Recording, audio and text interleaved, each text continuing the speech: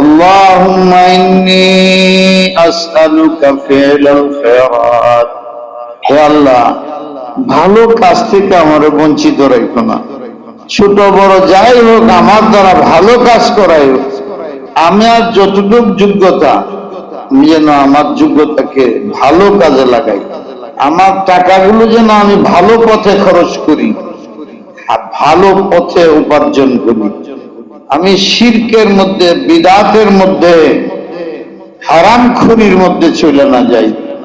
আসআলুকা ফি'লাল খায়রাত। দেশে চালাই আমি, এলাকা চালাই, এলাকার সমাজপতি, এমপি আমি, মন্ত্রী আমি, প্রেসিডেন্ট আমি, প্রধানমন্ত্রী আমি যেন কোনো জুলুম না করি, অত্যাচার না করি, স্বেচ্ছাচারী না হই। বান্দার হক আমার দ্বারা নষ্ট না হয়, আমার কারণে মানুষ মজলুম না হয়। আসআলুকা ফি'লাল খায়রাত। সুস্থ মননশীল পরিবেশনায় মিজান ভোলা সম্পূর্ণ একটি ইসলামিক চ্যানেল। আর যদি আনেন তাহলে সেভাবে সতর্ক রাখেন। এটা তো বাক্স, গানের বাক্স, জিনার বাক্স, সব এটার মধ্যে আছে। এটা পকেটে গিয়ে নামাজ পড়েন, না জায়েজ তো আমি বলি না, কিন্তু মনের মধ্যে মশলার দিক দিয়ে দুঃখ লাগে। পায়খানার ওখানে একটা টুকরা পিছিয়ে পিছিয়ে পকেটে লয়ে নামাজ পড়বে না, এর ভিতরে তো আছে, সবই তো আছে। ওটা মসজিদে এটা না আনাই ভালো, না আনার জন্য মেহনত করেন আর ওইটা বর্জন করার চেষ্টা করেন। আপনি দেখেন, আপনার ছেলে দেখে, আপনার মেয়ে দেখে, আপনার সব পুরো ফ্যামিলির মধ্যে এটা ছড়ায় যায়। ওটা ফ্যামিলির চরিত্রহীনতার দিকে চলে যায়। আল্লাহ আমাদের হেফাজত করুন। বারবার আমি এই বিষয়ে কথা বলি আপনাদের সামনে।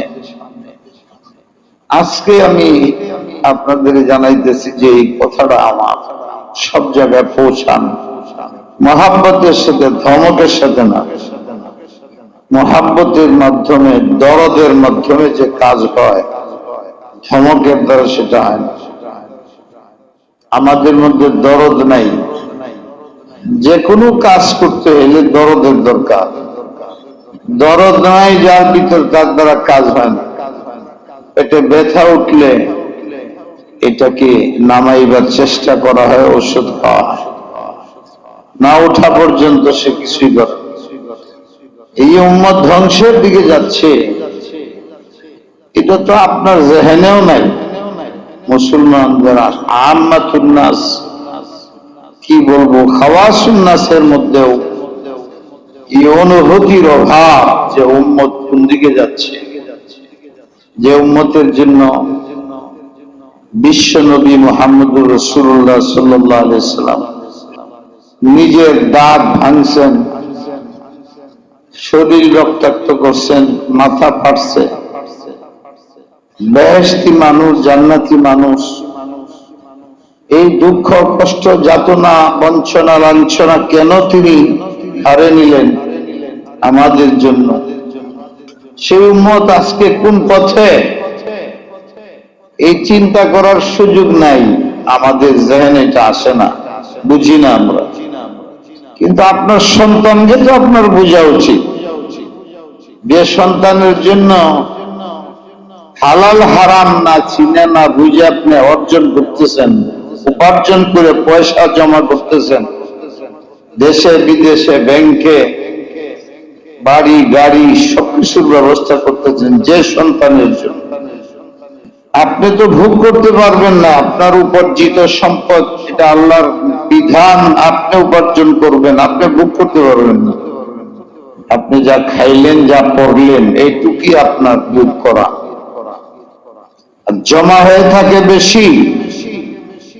1 লাখ টাকা আপনার যদি দৈনিক আমদানি থাকে, মাসে আমদানি থাকে, খরচ করেন কত আপনি? 1 কোটি টাকা, 5 কোটি টাকা, 25 কোটি টাকা আমদানি করে এরকম হাজার শত শত মানুষের নাম আমি জানি। দৈনিক 25 কোটি টাকা, 30 কোটি টাকা, এরকম লোক আমি চিনি, জানি খরচ কতটা। এই যে টাকার পাহাড় গড়ে তোলা হচ্ছে, সেও জানে আমি ভোগ করতে পারবো।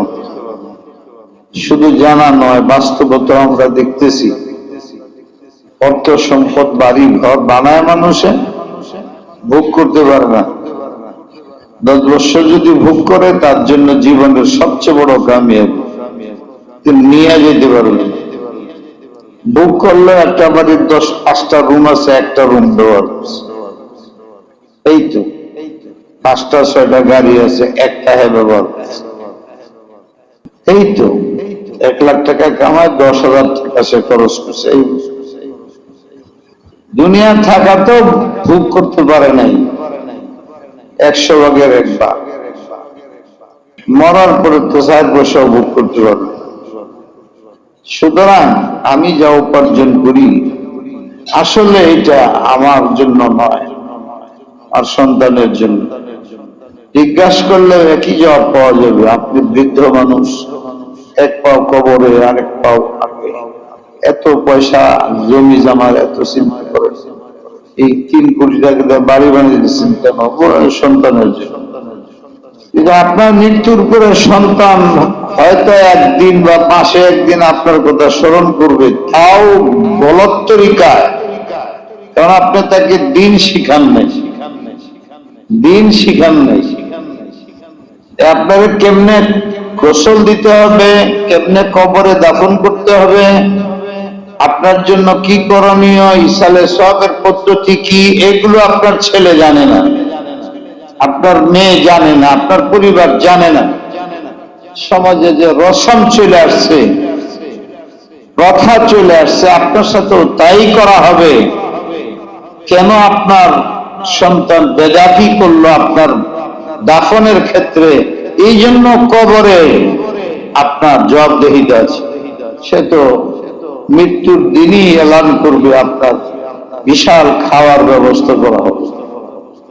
তো না করলে এলাকার মানুষের কুপুত্রা ছেড়ে গেছে, বাপের লাগে কিছুই করলো না, বাপের জন্য কি করবে, বাপ তো মারা গেছে, তার জন্য তোমরা কিছু করো। হাদিসে বলছে যে মারা যায় বাড়ির আশেপাশের লোকেরা 3 দিন পর্যন্ত কমপক্ষে তাদের খাওয়াও, তারা সুকাতুর। আর আমরা উল্টাটা করতে, আমার আব্বা মারা গেছে, আম্মা মারা গেছে, আগামী 3 তারিখে আমাদের খাওয়ার ফাংশন হবে, আপনারা খাইতে আসবেন। জ্ঞানে ধরে না। ইসলাম তো আরো উপরে, হয় না? হয় না? বৎসরে একদিন তার মৃত্যুবার্ষিকী পালন করে। ইসলামে তার কোনো ভিত্তি নাই। জন্মবার্ষিকী পালন করে, কোনো ভিত্তি নাই। সুখ মাস, সুখ দিবস পালন করে, কোনো ভিত্তি নাই। বরং উল্টা বিরাট ক্ষতি, দুঃখের কারণে মানুষের সুখ পালন করে। যখন আমরা একটা মানুষকে জানাজা পড়ি, এটার অর্থই হলো মুসলমান। মুসলমান নাই তার জানাজা নেই, মুসলমান নাই তো তার জানাজা নেই। সে মুসলমান না, তার জানাজা হবে না। জানাজা কি জিনিস? সামনে মাইয়ের একটা মানুষ থাকলে নামাজ সামনে দিয়ে গেলে মায়ের দিবার দিচ্ছে, আর এটা মরা লাশ রেখে আমরা নামাজ পড়ি। আমরা আসলে দোয়া করি, এই নামাজের হাকিকত হলো দোয়া, এই জন্য সিজদা নাই। লোকটা কেমন ছিল, ভালো ছিল, এটা বেহুদা কথা, এটা দাম। এটার দ্বারা পাগলরা জাগায় দেওয়া। লোকটা কেমন ছিল, কেমন ছিল, আমার 1 কোটি টাকা মেরে গেছে, জেগে গেছে। এই মাদ্রাসায় মসজিদে নামাজ হয়েছে, আমার কাছে গেছে। হুজুর এই যে মানুষে বললো লোকটা কেমন ছিল, সবাই বললো ভালো ছিল, আমার যে 1 লাখ টাকা মারছে এটা যে বাদ হয়ে দিব না? আপনারটা বাদ হইব না, আপনারটা আপনি পাইবেন, এই দুনিয়াতে তো আর পাবেন না, ওই দুনিয়াতে পাইতে হলে এনারা মাফ করে দেবে, ডবল পাবেন। হ্যাঁ তো মনে আছেন না, জানাজা পড়ে যেত গা, যে কিছু কেমন ছিল, হ্যাঁ শয়তানের বাচ্চা আছে। যদি টুক করে জান্নাতে যাওয়া যায়, তাহলে আর এত কষ্ট করে লাভ কি? একজন যে 50,000 1 লাখ টাকা দিয়ে যাবো, মরে গেলে এরকম এলাম করে তারা সবাই একটু ওই যে ভালো ছিল বেহুদা ফালতু কাজ করে মানুষের প্রচলন চলে আসছে। তবে এটা বাস্তব, আল্লাহ আমাদেরকে জানাজা পড়তে বললেন, মরা লাশ এমনি দাফন করে দিতেন, কিছুক্ষণ তার সাথে থাকো, তারে দেখো, জানাজার আগ পর্যন্ত তাকে দেখো, সবাই দেখো, এরপরে দেখো কিভাবে ধোয়াইতেছে। এই কাজটা তোমার সাথে হবে। পানিতে পড়ে না মরে গেলে, কুকুর বালক ভাবে না খায়া ফেললে কি হবে তোমার পরিণাম তোমারও জানা নেই। পানিতে ডুবে পয়সা মরো না কি জানা নাই। এইটা তো বোঝা যায়, দেখা যায়। দেখো কিভাবে কাফন পড়াইতেছে, এরপরে তোমার খাটলির মধ্যে উঠে কান্দে করে নিয়ে নামাজ পড়তেছে, জঙ্গলের মধ্যে না 3 হাত কবরের মধ্যে ফালাইতে চলে আসতেছে। এইটি দেখার জন্য জানাজা, যে মারা গেছে সে তো চলেই গেছে, আপনার দ্বারা যে লাভ হবে সেটা আরেক জিনিস, যা করছে তার ফল পাবে, সে ভুগতে হবে। অপরাধী হয়ে যায় থাকলে ভুগতে হবে। ওখানে কেউ সাহায্যকারী নাই আল্লাহ ছাড়া। দুনিয়াতে যেটা ভাবলে কাজে লাগবে, মৃত্যুর পরে আপনার ছেলে আপনার জন্য নাও ভাবতে পারে, উল্টা আপনার ক্ষতির শাস্তির কারণ হয়ে যেতে পারে। আপনি শিখান নাই আপনার ছেলেকে, সব পারে, কিন্তু আপনার জানাজার নামাজটা পড়াইতে পারেন। কোটি কোটি টাকার সম্পত্তি দেয়া গেলেন, বাড়িঘর দেয়া গেলেন, নামাজের জন্য ইমাম সাহেবের তালাশ করে। ইমাম সাহেব না করলে তার কমিটির মেম্বার হিসেবে তার ইমামতি খায় বলা। ইমাম সাহেব সুন্নত তরিকা নামাজ পড়তে বলে, সে বলে না এইভাবে পড়েন, ইমাম সাহেবের কথা মানেন। ইমাম সাহেবের যা গলত বেদাত করায়, চাপ সৃষ্টি করায়, আপনার ছেলে যার ফান্ডেড বানায়, ব্যারিস্টার বানায় হয়ে গেছে, আলহামদুলিল্লাহ দূরের কথা, লা ইলাহা পড়তে পারে না, আবার সে মশলার ব্যাপারে মাতাব্বরি করে। এগুলো আপনার ছেলে করতেছে, আপনি এগুলো ঠিক করে থয়ে যান, এগুলো আযাব কবরে আপনারও। ভাইয়েরা আমার, সময় থাকতে ব্যবস্থা নেওয়া, গর্তে ঢোকার আগে বের হওয়ার রাস্তা ঠিক করা। আমরা তো আসছি, দুনিয়া যেতেই হবে, যতদিন আসি যাওয়ার পথ প্রশস্ত করা, এটা জরুরি। গুনাহ করলে বহুত পরিণাম খারাপ, বাঁচার কোনো উপায় নাই। যত চেষ্টাই করেন, যত মেহনতি করি, বাঁচার উপায় নেই। এই উপলব্ধি মানসিকতা হ্যাসকে বৃদ্ধি করেন।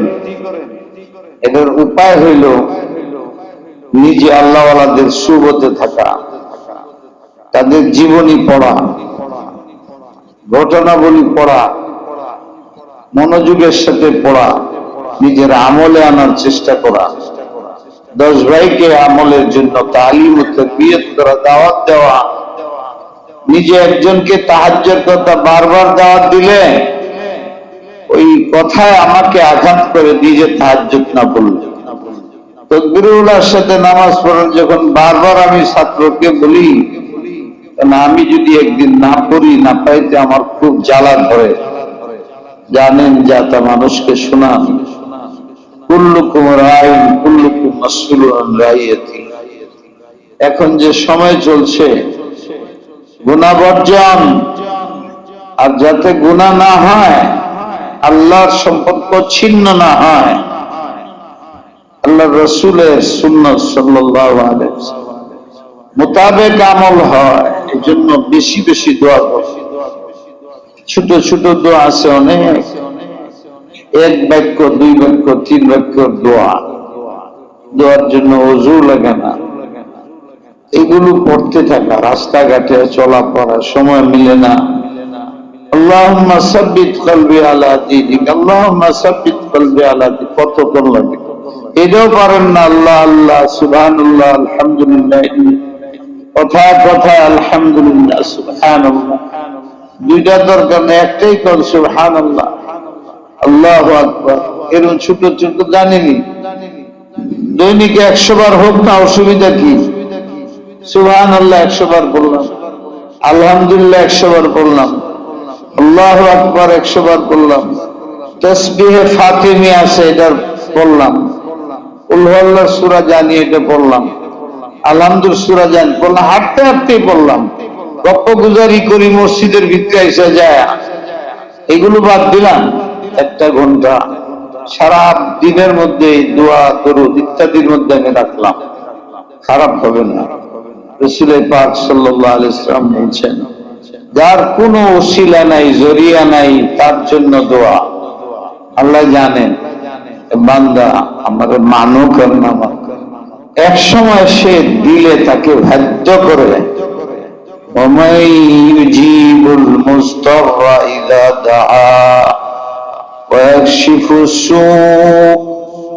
মানুষের স্বভাব, যখন বিপদে পড়ে আর কোন পথ দেখে না, তখন অটোমেটিক সে আল্লাহকে ডাকতে থাকে। আল্লাহ বলেন, তোমার শত্রু তোমার কাছে আসে বিপদে পড়ে, তুমি বলো বিপদে পড়ছো আর এখন আমার কাছে আসছো, বলি না আমরা?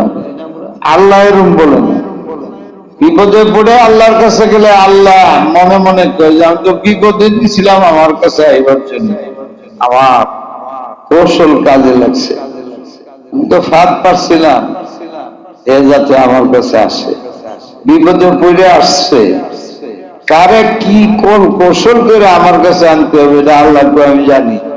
যদি আমার ইচ্ছা থাকে যে আমার কাছে আনবো, কোন কল কৌশল করে আমার কাছে আনবো, আইনে আমার আপন বানায় নিব। তোমরা বুঝতেও পারবে না কেমনে করছি, দেখতে বোঝা যায় যে আল্লাহ আল্লাহ হইয়া বান্দার প্রতি এত কঠোর দয়া মায়া আছে বললে মনে হয় না। আল্লাহ আল্লাহ তুমি বানাইছো, কিন্তু এত অমানসিক চরিত্র কেন? তুমি তো দিছ। বিশ্ব নবীকে কতল করার জন্য যায় পয়সা খায়া ওমর ফারুক, শুনতে কেমন লাগতেছে? তুমি নবী বানাইলে শ্রেষ্ঠ, আর তাদের বানাইলে শ্রেষ্ঠ গুন্ডা। আর হ্যাঁ, আবু জাহেলকে কইলা টাকা দে, তো আবু জাহেলের টাকায় ওমর ফারুক যায় শ্রেষ্ঠ নবী মুহাম্মদ সাল্লাল্লাহু আলাইহি ওয়াসাল্লাম কতল করবার কাল্লার লোক। এত খারাপ বানাইলে তুমি ওমরে। পরে দেখা যায় আল্লাহ কায়দা করে দিছে তার, এটা কৌশল ছিল। আল্লাহ গেছে ঠিকই, কিন্তু মুসলমান হয়ে গেছে। আল্লাহ যারা পছন্দ করে আপন বানানোর জন্য চেষ্টা করে, কোন ডানে বামে ঠুক্কর খায়, তখন আল্লাহ কোলে নিয়ে নেয়, কৌশল করে নিজের কাছে নিয়ে। কিন্তু আপনার তলব থাকতে হবে, শোক থাকতে হবে, চাহিদা থাকতে হবে, মনটা থাকতে তো হবে। আমি আপনারা ডাকি, আপনি আমারে গালি দেন, মন কতদিন রাখবো আপনার? আবু জাহেলের প্রতি নারাজ হয়ে গেছেন। ইন্নাল্লাযীনা কাফারু সাওয়াউন আলাইহিম আনযারতাহুম আম লাম তুনযিরহুম লা ইউমিনুন খাতামাল্লাহু আলা কুলুবিহিম ওয়া আলা সামঈহিম ওয়া আলা আবসারিহিম গিশাওয়া। বেয়াদবির চরমে পৌঁছার কারণে আমি ওদেরকে আপন বানাবো না। এরা কাফের থাকবে, কাফের অবস্থায় মরবে। তা না হইলে আমি আমার কাছে যদি হাত তুলে দোয়া চায়, মাপ চায়, পাহাড় পরিমাণ গুনাহ ক্ষমা করে তাকে আমি বুকে নিয়ে নিব। وقال ربكم ادعوني استجب لكم ان الذين يستكبرون عن عبادتي لا يدخلون جهنم داخرين। দোয়া করো। সালাহুল মুমিন, মুমিনের জন্য উপায়, অস্ত্র। হুজুর আলাইহিস সালাম দোয়া করতেন। একটা দোয়া আমি আপনাদের সামনে পড়লাম, অনেক লম্বা, অর্থটা যেহেতু লাভের, এই জন্য মুখস্থ করার দোয়া ছোট ছোট, আর ছাত্র আলেমদের জন্য বড় দোয়া। এটা মিশকাত শরীফের মধ্যে আছে। আজীব গরীব হাদিস, এটা সাধারণ হাদিস না, মালায়ে আলার হাদিস, যেটার খুলাসা হইল আসমানের মধ্যে ফেরেশতাদের আলাপ হইতেছে। বান্দার জন্য কোন দোয়াটা বেশি উত্তম, আল্লাহ খুব শুনেন। ফেরেশতা আলাপ করতেছে। ইব্রাহিম আলাইহিস সালামের উপরে ফেরেশতারা কি আলাপ করে, আল্লাহ এইগুলো সব প্রকাশ করে দিত। অনেক আম্বিয়াদের উপরেও প্রকাশ করে দিত, আমাদের নবী আলাইহিস সালামের উপরেও প্রকাশ হয়ে যেত। এই দোয়াটা ওই রকম একটা দোয়া। ফেরেশতারা এই উম্মতের জন্য কোন দোয়া ভালো, কি করা উচিত, ফেরেশতা আরেক ফেরেশতারে শুনাইতেছে, আল্লাহ রাসূল শুনতেছে। হুজুর এই দোয়া বেশি বেশি পড়তেন। কি বলতেন? আল্লাহুম্মা, আল্লাহুম্মার কথা আমি আপনাদের হাজারবার শুনাইছি। সমস্ত নামের সারাংশ আল্লাহ, গুণবাচক সব নামের সারাংশ আল্লাহুম্মা কইলে হয়। বলে না 1-1-99টা নাম আছে, আরো আছে, এটি গুণবাচক নাম। এক একটা নামে আপনার প্রয়োজনের ইঙ্গিত আছে। কুল হুয়াল্লাহ 3 বার পড়লে সারা কোরআনের সব পাওয়া যায়, বলে না মানুষে। আল্লাহুম্মা কইলে আল্লাহ সব নাম এর মধ্যে আছে।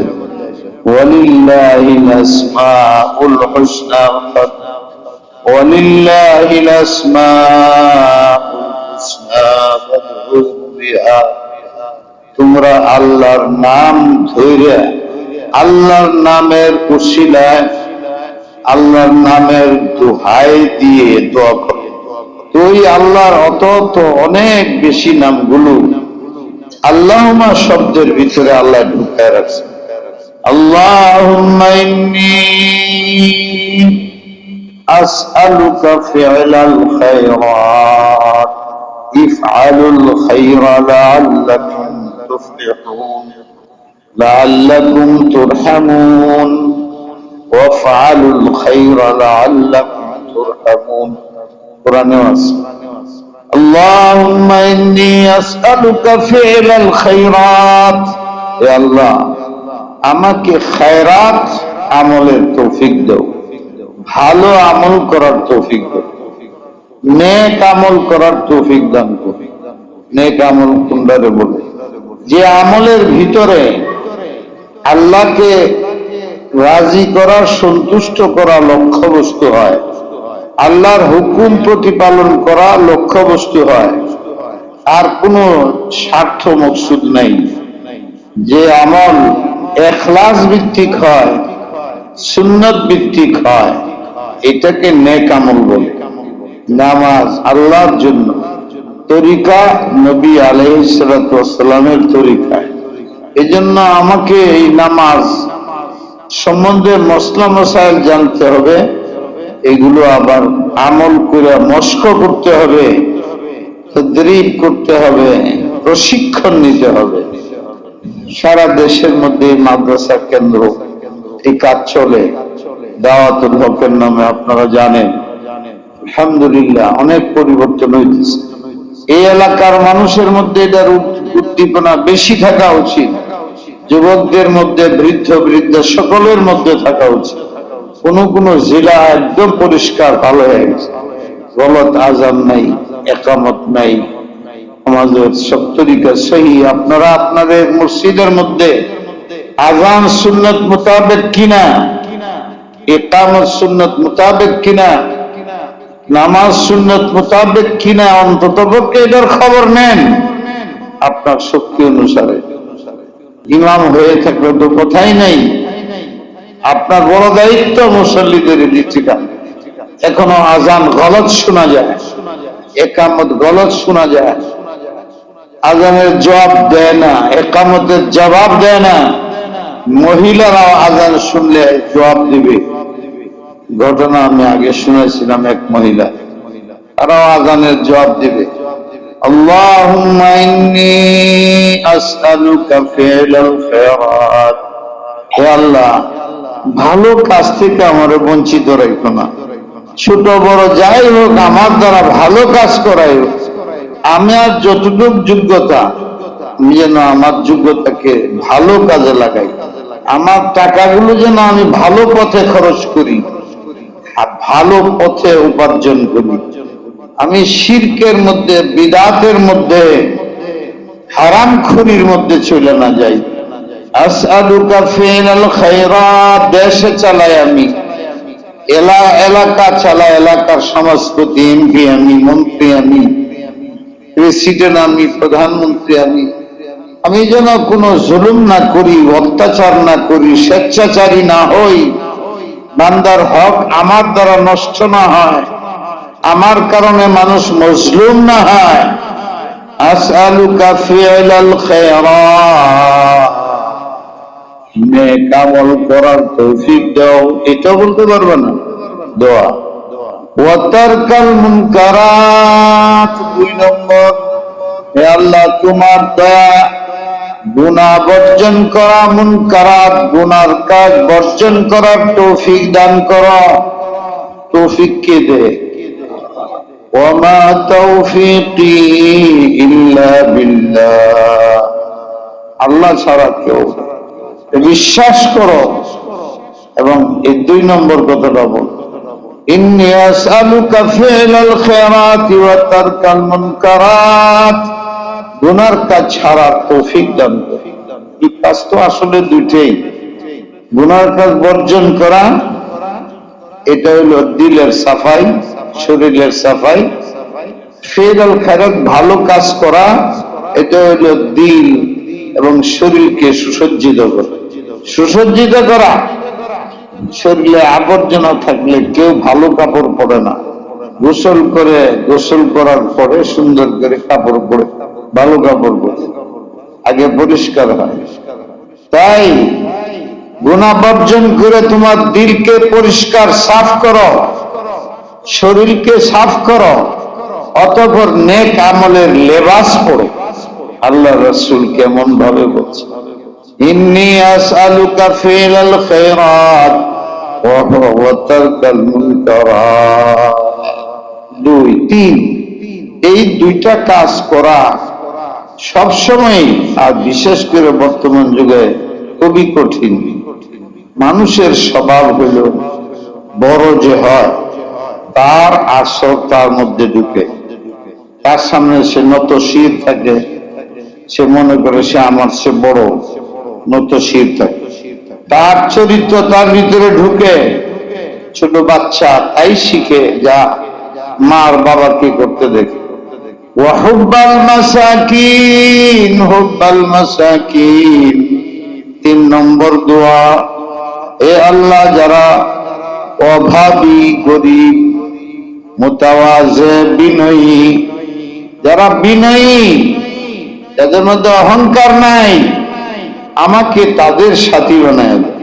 এই হাদিসের অর্থ করতে যায় যারা বুঝে না, এটা অর্থ করে হুব্বাল মাসাকিন, যারা ফকির মিসকিন, ওদের মহব্বত দিলে ঢুকায়, এটা অর্থ না।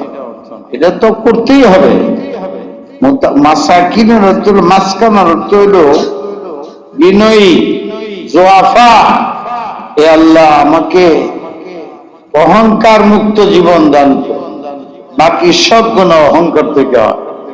হুব্বাল মাসাকিন, মাসাকিন মিসকিন যারা হয় এরা মুতাওয়াজে হয়, বিনয়ী হয়। আবার অনেক ফকির আছে বিনয়ী না, অনেক অহংকারী হয়। এই হাদিসের লক্ষ্য হইল সাধারণত যারা অভাবী, গরিব, তারা বিনয়ী হয়। আল্লাহ আমাকে বিনয়ী বানায় রাখো। যারা বিনয়ী তাদের সাথী বানাও। যাদের মধ্যে অহংকার, উজুর আছে, ওদের সাথে আমার সম্পর্ক হইলে ওই তাদের খাসলত আমার ভিতরে ঢুকবে। সুতরাং আমাকে মাসাকিনদের অন্তর্ভুক্ত করো। আমি দোয়া করতেছি আল্লাহ, আপনি শুনতেছেন, আপনি করবেন, আপনার সন্তানকে শিখাবেন। এই জন্য এটি করতে হয়। ওয়ান তাগফিরালি ওয়া তারহামানি, আল্লাহ অনেক গুনাহ করছি, অনেকগুলো জানি এই গুনাহগুলো করছি, অনেকগুলো জানি করছি না, করছি ভুলে গেছি, কিন্তু সিররান ওয়া আলানিয়াতান, প্রকাশ গোপন সব আপনি জানেন, আমি জানি না। অনেক করছি, আমি ভুলে গেছি, করছি মনে আছে, কিন্তু আপনি সব জানেন।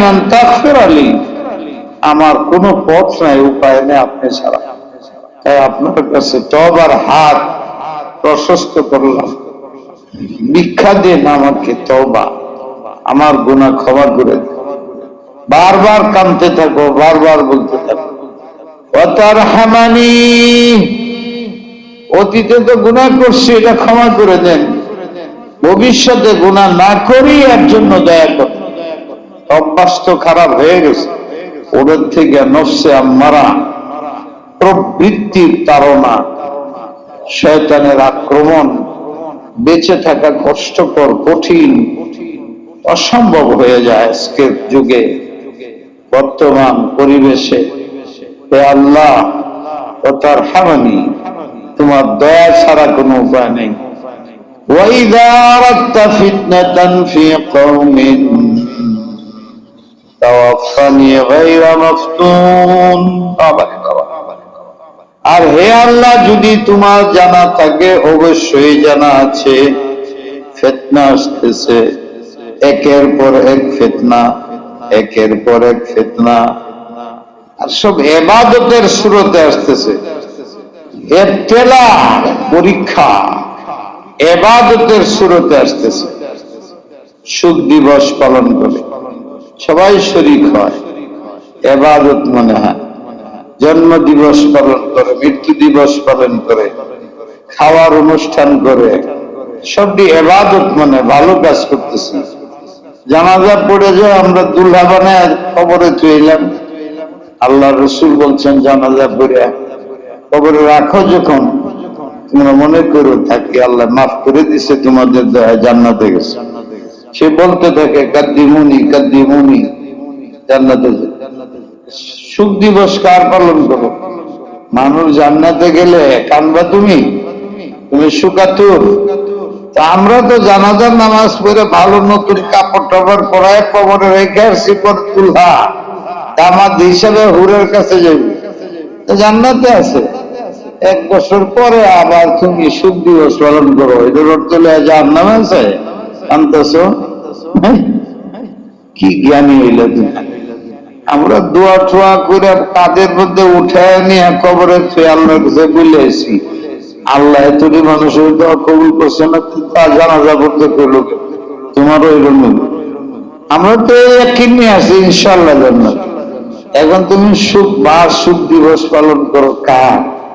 যারা আমরা জান্নাতে চেয়েছি আশা করে। আমরা যখন সুখ দিবস পালন করি, তখন তো মনে হয় যে আল্লাহ আমাদের কোথা দোয়া কবুল করে নেই, জাহান্নামে আছে, আল্লাহ কান্দাকাটি করি। আল্লাহ কি বলেন, আনা ইনদা জান্নি আবদি বি, তুই যদি আমার প্রতি এই বদগুমানি রাখস, তোর বাবারে তুমি দাফন করছস, আর 1 বছর পরে আবার কস বিশ্বাস হয় না আমি জান্নাতে দিছি, তাহলে জাহান্নামে যা। আর যদি দাফন করে তুই আমার মনে, আল্লাহ আমার বাবারে আমরা সুন্দরভাবে সুন্নত তরিকে মাটি দিছি, আমরা আশা করতে সব মুসল্লিরা তুমি জান্নাত, আল্লাহ তোরা যখন আশা করছস আমি জান্নাতে দিই। শুহাদা উল্লাহ ফিল আরদ, হের আবার সুখ দিবস কি? তো জান্নাতে আছে। এই জন্য আমি কতদিন আগে গুলশানে বলছি, তোমরা তো রসম ছাড়তে পারবে না, একটা অভ্যাস হইলে ছাড়াও কঠিন। নাম বদলাও, সুখ দিবস না বলে দোয়া দিবস বলো, দোয়ার মাস বলো। দোয়া জান করলে, জান্নাতে থাকলে দোয়া করা তার দারাজাত বুলন্দ হয়, এটা ঠিক আছে।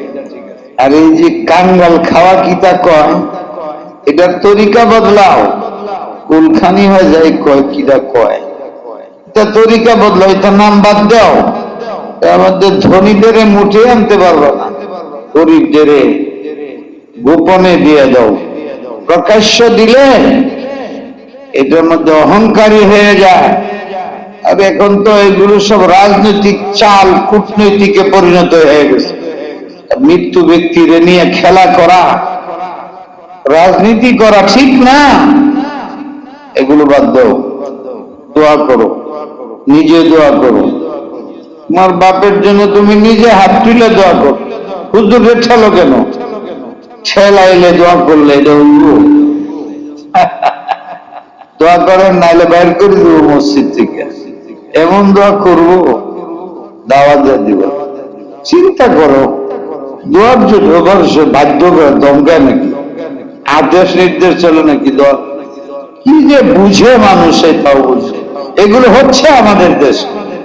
হে আল্লাহ, এরকম ফিতনার যুগ যখন এসে যায়, ঈমান বাঁচানো কঠিন, আমল বাঁচানো কঠিন। মৃত্যু যদি না হইতো, কথা ছিল মৃত্যু আল্লাহর অবিকল্প সিদ্ধান্ত। কবরে যেতেই হবে। কখন যেতে হবে, কিভাবে যেতে হবে, কোথায় থাকতে হবে, সাপের সঙ্গে না ফেরেশতার সঙ্গে জানা নাই।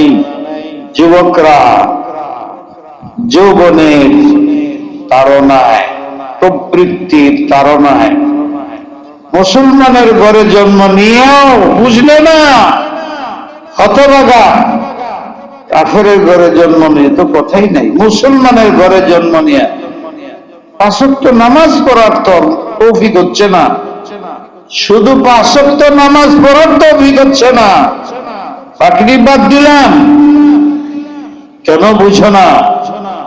শয়তান তার পিঞ্জিরায় তোমাকে আটকেছে। তুমি তো পড়োই না, আরো 10 জনকে পড়তে দেও না। তুমি তোমার বাসার মধ্যেও পড়ে না। আমার যুবক ভাইয়েরা, তোমাদেরকে আমি খুব মহব্বত করি, খুব গৌরব করি যে আমার এলাকায় 95% যুবকরা নামাজ পড়ে, আকীদা শুদ্ধ। 5% বাকি থাকবে কেন? মেহনত করো তোমরা, নামাজটা পড়াও, নামাজটা পড়াও, নামাজটা পড়াও, নামাজটা পড়াও। আস্তে আস্তে সুন্নতের দিকে আসো। ফিতনার যুগ এসে গেছে। হে আল্লাহ, যদি দেখো এমন ফিতনা, যে ফিতনা আমার ঈমান আমল টিকবে না, জাহান্নামী হয়ে যাওয়ার ভয়। হে আল্লাহ, তুমি একটা দিছো, তুমি জীবন দান করেছ, তাইলে ফিতনা আসার আগেই আমাকে মৃত্যু দান করো। বাবা রে বাবা, কেমন ফিতনা! ঈমান সাল হয়ে যেতে পারে। সুতরাং মৃত্যু কামনা করছে। মৃত্যু ভালো থাকা ঠিক না। এখন ঠিক আছে, যদি মৃত্যু হয় তো আশা করি ঈমান হবে, ঈমানি মৃত্যু হবে, জান্নাতে যাব। কিন্তু যে বিপদ আসতেছে, জান্নাতে যাওয়া সম্ভব না, ঈমান নষ্ট হবে, এমন ধারণা গালেব হয়ে গেলে, প্রবল হয়ে গেলে, বিপদ হয়ে গেলে আল্লাহর কাছে মৃত্যু কামনা করে মরে যাও। ইমাম বুখারী আল্লাহর কাছে মৃত্যু কামনা করছে, যখন দেখছে এখন আর বাঁচার কায়দা নেই, আরো অনেক বলি আল্লাহ মৃত্যু কামনা করছে। কতটুক আল্লাহওয়ালা হইলে, কতটুক বিশ্বাসী হইলে, নিজের আমলের উপরে, ঈমানের উপরে কতটুক বিশ্বাস হইলে জান্নাত আছে, আমি যাইতে পারবো, কতটুক বিশ্বাস হইলে মৃত্যু কামনা করবে। আল্লাহ আমাদের সেই ঈমান দান করবে। تغفر لي وترحمني وإذا أردت فتنة في قوم توفني غير مفتون। শেষ কথা, গরিবদের সাথে থাকো। আর এই যে নেক আমল গুলোর কথা বলা হইলো, এটি করার জন্য আরেকটা দোয়া, এটা আলাদা করেও পড়া যায়। পুরাটা না পড়তে পারলে একটু পড়লেও হয়। আসআলুকা হুব্বাকা ওয়া হুব্বা মান ইউহিব্বুকা ওয়া হুব্বা আমালিন ইউকাররিবুনি ইলা হুব্বিক। হে আল্লাহ, যদি বাঁচায় রাখো, তাহলে তোমার কাছে প্রার্থনা, তোমার মহব্বত দান করো, যাতে শুধু তোমার গোলামি করি। তোমার মহব্বত যত দিলে বেশি হবে, তত বেশি আমি তোমার আনুগত্য করব। দুনিয়ার মহব্বত বেড়ে গেলে তোমার নাফরমানি করব। অর্থের মহব্বত বৃদ্ধি হইলে তুমি অর্থের দিকে ধাবিত হয়ে যাব। ক্ষমতার লোভ হইলে ক্ষমতার দিকে চলে যাব না। নি আসআলুকা হুব্বাক, হে আল্লাহ, তোমার মহব্বত গালেব করে দাও, প্রবল করে দাও। একমাত্র তুমি আমার মনের মালিক হয়ে যাও। দিলে তুমি ছাড়া কিছু না থাকে। খাজা মজুর সাহেবের শের আজকে সকালেও শুনেছি, हर तमन्ना दिल से रुखसत हो गई, अब तो आजा। আর কিছু চাই না, আর তো কিছু তামান্না নাই, কিছু আশা নাই, ভরসা নাই। খাজা সাহেব বলে আব তো আজা, আব তো খালওয়াত হো গই। হে আল্লাহ, দিলের মধ্যে তো আর কিছু নাই, কোনো তামান্নাই নাই, একটা আছে। সেটা কি? তুমি আমার দিলে এসে। হাকিমুল উম্মত থানভী এই শের শুনছেন, তিনি তো ঠান্ডা মানুষ ছিলেন, বোঝা যাইত না। হাকিমুল উম্মত এই শের শোনার পরে ওনার উপরে কাইফিয়ত তারি হয়ে গেছে। তিনি বলেন, যদি আমার 1 লক্ষ আশরাফি ওই যুগের টাকা, 1 লক্ষ টাকা থাকতে আমি খাজা আজিজুল হাসান সাহেবের পুরস্কার দিত। আমরা তো কিছুই বুঝি না। থানভী সাহেব কেমন ছিলেন, তার দিল কেমন দরদি ছিল, আল্লাহর মহব্বতের আগুন জ্বলতেছিল এই শেরের দ্বারা বোঝা যায়। हर तमन्ना दिल से रुखसत हो गई, अब तो आजा, अब तो खलवत हो गई। अल्लाह, তুমি বড় গাইও, অন্যের মহব্বত দিলে থাকলে তুমি আসো না। আমার দিলে তো এখন আর কেউ মহব্বত না, একদম খালি। তাহলে তুমি দেরি করতেছো, তুমি আইসাবো, আমি সহ্য করতে পারতেছি। আমার দিলে কারো মহব্বত নেই তোমার সাথে। فإن شئت واصلني وإن شئت لا تصل فلست أرى قلبي لغيرك يسلو। এই দিলে কাউকে রাখার যোগ্যতা নাই, শুধু তুমি থাকার যোগ্যতা আছে। এই বাসা আমার দিল, এখানে তোমার জন্য জায়গা আছে, আর কারো জন্য জায়গা নাই। এইটা রুম, একটা রুম তোমার জন্য। এইটা আমার দিলটা একটা রুম, একটা বাসা, একটাই রুম, এটার মধ্যে আর কেউ জায়গা, খালি তোমার জায়গা। আসআলুকা হুব্বাক, কিন্তু আল্লাহর মুহাব্বত পাওয়া বহুত বড় কঠিন। দেখি না, দেখলে সৌন্দর্য দেখলে মহব্বত লাগে, কথা বললে মহব্বত লাগে। মহব্বত হওয়ার আরো অনেক তরিকা আছে, আল্লাহর সাথে তো একটাও চলে না।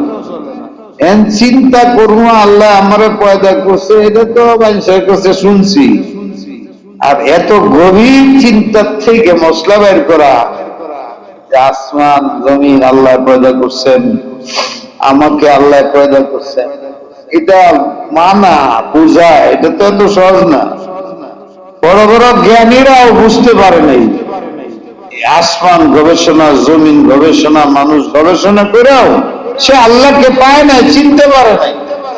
আপনার আমার মতো সাধারণ মানুষ কথা বলা ছাড়া, দেখা ছাড়া, সরাসরি তার এহসান ছাড়া তাকে আনুগত্য করা সব বাদ দেয় সহজ ব্যাপার নয়। আল্লাহুম্মা ইন্নী আসআলুকা হুব্বাকা ওয়া হুব্বা মান ইউহিব্বুকা। আমি তো তোমারে পাওয়া বড় কঠিন। হে আল্লাহ, আমাকে ওই সমস্ত লোক দিয়ে দাও, ওই সমস্ত লোকের সংস্রব, সান্নিধ্য, সুবত দান করো যারা আল্লাহ আল্লাহ হয়ে গেছে। ওদের সাথে থাকলে, উঠা বসা করলে ওদের আখলাক আমার ভিতরে আসবে, ওদের বিশ্বাস আমার ভিতরে আসবে। তোমার মুহাব্বত তাদের ভিতরে আছে, ওই আতরের গন্ধ আমার ভিতরে আসবে। ইয়া আইয়ুহাল্লাযীনা আমানু তাকুল্লাহা ওয়া কুনু মা'আস সাদিকিন। সাদিকিনদের সাথে সঙ্গ দান করো। সাদিকিন আল্লাহ ওয়াল আরিফিন, রব্বানীদের সুবত দান করো। তোমাকে পাওয়ার জন্য, তোমাকে পাওয়ার জন্য আমাকে এমন ব্যক্তিত্ব দাও যার সান্নিধ্য থাকলে তোমার মহব্বত আমার দিলের মধ্যে আসে। ওয়া আমালি ইউকাররিবুনি ইলা হুব্বিক, আমি মিশামিশি চাইতেছি না, আমার দাও কাজ করাও, মুজাহাদা করাও। والذين جاهدوا فينا لنهدينهم سبلنا وإن الله لمع المحسنين। আল্লাহ ওই আমল করার তৌফিক দাও। দুইটা জিনিস চাই তোমার কাছে সর্বশেষ, আল্লাহওয়ালা চাই তার সুহবতে থাকবো, তার দিক নির্দেশনায় কাজ করব, এমন একজন মুর্শিদ উস্তাদ অভিজ্ঞ মুসলে চাই। 2 নম্বর আমল করতে চাই, যে আমলে তোমার মাহবুব বানায় দেয় আমাকে। মাহবুব হইলে আমার বেড়াপা, আল্লাহ যদি আমাকে মাহবুব হিসাবে গ্রহণ করেন, দুনিয়াতেও চিন্তা নাই, আখিরাতেও চিন্তা নাই, কবরেও চিন্তা নাই, হাসরেও না, পুলসিরাতেও না। তাহলে যেখান থেকে আসছিলাম মালা আলা জান্নাতের থেকে আবার সেখানে যাব, সেখানে থাকবো চিরস্থায়ী, সেখানে আমার হাবিবকে পাবো। আল্লাহ হাজারো আবু বকর সিদ্দিক সহ বুজুর্গানে দিন, কি সুন্দর পরিবেশ হবে। আল্লাহ পাক আমাদের আমলের তৌফিক দান।